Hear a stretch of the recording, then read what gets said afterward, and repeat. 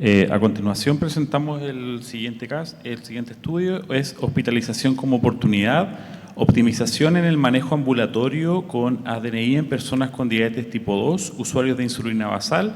Presenta la doctora Ángela Mesa Rincón. Hola, buenas tardes. Gracias por la presentación.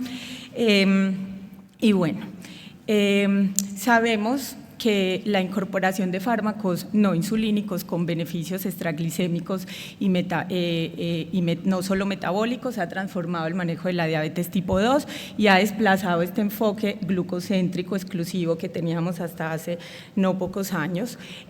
A nivel nacional también existen pocos datos sobre su uso, pese, como ha mostrado durante el Congreso, la alta prevalencia de enfermedades que corresponderían a grupos prioritarios para su uso. Así que este trabajo utilizamos el poder acceder a durante la hospitalización a información para poder caracterizar un poco qué está pasando con el uso de estos fármacos. Así que el objetivo fue precisamente describir el uso ambulatorio de estos fármacos y además los cambios que se hicieron en la prescripción al ingreso hospitalario y utilizamos entonces, este fue un estudio clínico, observacional, retrospectivo, unicéntrico, fue realizado en el Hospital Clínico de la Universidad de Chile y se realizó mediante el análisis de registros de ficha clínica electrónica en un periodo entre el 2019 y 2023. La población incluyó 317 adultos con diabetes tipo 2, todos ellos usuarios de insulina, y que se encontraban hospitalizados en unidades no críticas. ¿Qué encontramos? Bueno, la mayoría de los pacientes de esta cohorte eran hombres, tenían una edad media alrededor de 65 años, con un tiempo largo de evolución de su diabetes tipo 2 y además con muy mal control metabólico y acorde con las cifras nacionales, más del 70% de los pacientes vivían con sobrepeso u obesidad.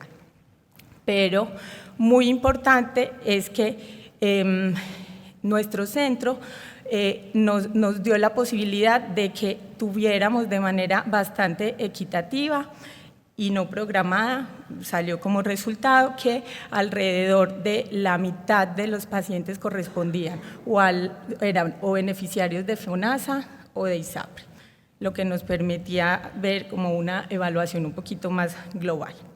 El motivo de ingreso más frecuente de estos pacientes fueron las infecciones esperable una alta prevalencia de hipertensión, dislipidemia, que se corresponde con factores de riesgo cardiovascular muy importante, pero también insuficiencia cardíaca. Dentro de las complicaciones crónicas macro y microvasculares había una prevalencia importante. Estos eran pacientes con un tiempo largo de evolución de su diabetes, pero sí prevalecían un poquito más las complicaciones microvasculares. Y ya específicamente en los resultados en cuanto a la terapia farmacológica antidiabética, bueno, recordar que en nuestra cohorte el 100% de los pacientes estaban bajo terapia insulínica, pero muy importante, al ingreso estos pacientes utilizaban dosis altas de insulina basal e incluso más de un tercio o alrededor de un tercio de los pacientes utilizaban dosis mayores a 0,5 unidades kilo día. Pero también un hallazgo importante es que al alta hospitalaria, varios de estos pacientes se les pudo incluso suspender la insulina y hubo una disminución muy importante en la cantidad de la dosis de insulina basal que utilizaban y más aún en aquellos que venían utilizando dosis mayores a 0,5 unidades kilo día. Ahora, específicamente en relación a los antidiabéticos no insulínicos, hicimos el análisis de cómo estaba la prescripción ambulatoria en los beneficiarios del sistema FONASA y de ISAPRE, y lo que encontramos es que en ambos la prescripción es muy baja, especialmente en los fármacos con beneficios extraglicémicos, pero llamativamente la prescripción era aún más baja en aquellos que pertenecían al sistema ISAPRE. Cuando se hizo la comparación de qué medicamentos venían usando ambulatoriamente y con qué medicamentos se fueron al alta, encontramos, bueno, que la prescripción ya sabíamos que era baja en todos los grupos, muy baja en los fármacos que les mencioné recién, y al alta la prescripción siguió siendo muy baja, prácticamente no hubo diferencias, excepto en el grupo de los ISGLT2, donde sí hubo un aumento porcentual importante. Así que analizamos también, dentro del uso de ISGLT2, los subgrupos con indicación prioritaria, y aquí sí se ve que hubo un aumento importante en la indicación de ISGLT2 en estos grupos de pacientes.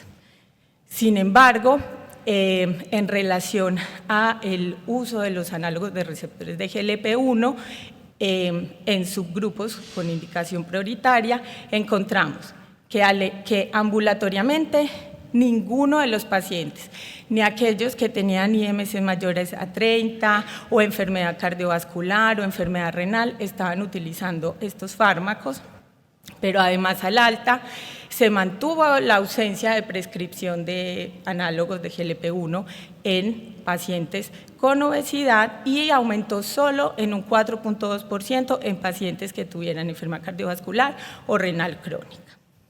Así que, como conclusiones, la hospitalización realmente nos permitió identificar que había una baja prescripción de antidiabéticos no insulínicos de manera ambulatoria, pero también al alta, que mejoró la prescripción de todas maneras de ISGLT2 en subgrupos prioritarios, y que el uso de análogos de GLP-1 continuó siendo marginal. Recordar, la cohorte eran todos usuarios de insulina basal, con mal control metabólico, alto riesgo cardiovascular, y si bien el uso de antidiabéticos no insulínicos tienen todos estos beneficios que buscamos, cardiorrenales y en el peso también, de todas maneras son muy útiles en el control metabólico de los pacientes, no hay que olvidarlo, si bien ya no es el único foco, y obviamente podría ayudar a evitar el uso excesivo de insulina. A pesar entonces del respaldo de la evidencia, el uso de antidiabéticos no insulínicos en nuestra población sigue siendo limitado por múltiples barreras, y es importante entonces que se creen estrategias concretas para facilitar y mejorar la implementación en la práctica clínica. Así que muchas gracias.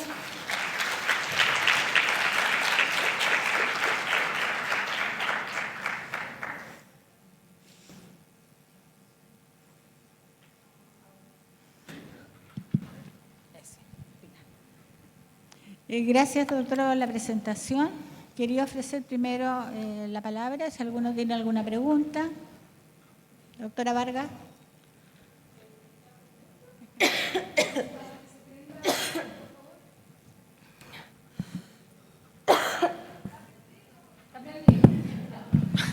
Que me da miedo que no tener que gritar. Bueno, felicitaciones al grupo, muy interesante. Quería preguntarles a ustedes si habían categorizado los pacientes que tienen FONASA de acuerdo al nivel o el tipo de FONASA que tienen. Si me refiero si tienen, claro. No, sí. Doctora, fue básica dicotómico, FONASA y SAPRE. Claro, y la otra pregunta era que, si bien entiendo que esto es un estudio que es retrospectivo, si ustedes se plantearon preguntar si estos medicamentos sería bueno evaluar si eran de costo de bolsillo o estaban incorporados a un plan GES. Me refiero tanto al grupo ISAPRE como el grupo de pacientes con FONASA. Bueno, En el caso de los ISGLT2 y los análogos de GLP-1 no están en las canastas. Nosotros igual evaluamos el uso de otros antidiabéticos no insulínicos que no lo incluimos en la presentación, que era glibenclamida, metformina, IDPP4 también, pero en general son fármacos autogestionados. Felicitaciones, Ángela, por hacer un análisis local, que es lo único que permite mejorar nuestra calidad de atención. En eso mismo, hay resultados satisfactorios de que algunas conductas cambiaron, pero mucho trabajo por hacer. ¿Trataron de evaluar cuál era el factor que determina que se produzca o no el cambio? Por ejemplo, ¿fueron pacientes evaluados por el equipo de diabetes propiamente tal o estaban a cargo del nefrólogo, el cardiólogo? En ese sentido, es un grupo muy heterogéneo porque nosotros no somos en esa época prestadores GES de diabetes, entonces son pacientes que llegan a hospitalizarse o que no necesariamente se controlan en el hospital clínico. Y la verdad es que sí encontramos encuentro que fue una limitante identificar ¿cuál fue el factor o qué factores podrían explicar tan baja prescripción o uso de estos fármacos? Porque uno asocia o infiere que el costo es probablemente la principal causa, pero uno de los resultados es que los pacientes de ISAPRE usaban menos aún. Quizás todo esto es, como le digo, no se analizó la causa específica, pero no está definido si era por intolerancia, si habían otras contraindicaciones. También está claro que en los pacientes hospitalizados algunos todavía continúan en recuperación, por ejemplo, de una infección, de una pielonefritis, quizás no es el momento ideal para prescribirlos, entonces hay cosas que se nos fueron un poco dentro de la caracterización. Sí. Muchísimas gracias. Teníamos una pequeña pregunta. Si alcanzo nomás. Dale, rapidito, respuesta corta también. Sí. Analizaron la pandemia. ¿Cómo crees que eso afectó también los resultados?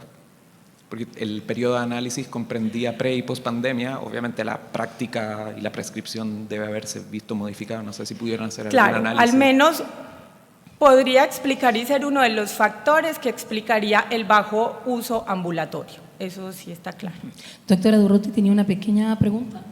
No, más bien era como una idea que para hacer este tipo de trabajo en general debe haber ante un protocolo, de manera que los médicos cuando indiquen el antidiabético oral sepan alguna guía respecto a cuándo indicarlo, porque si no queda como el criterio, ¿te fijas? Entonces supongo que ustedes no tenían un protocolo.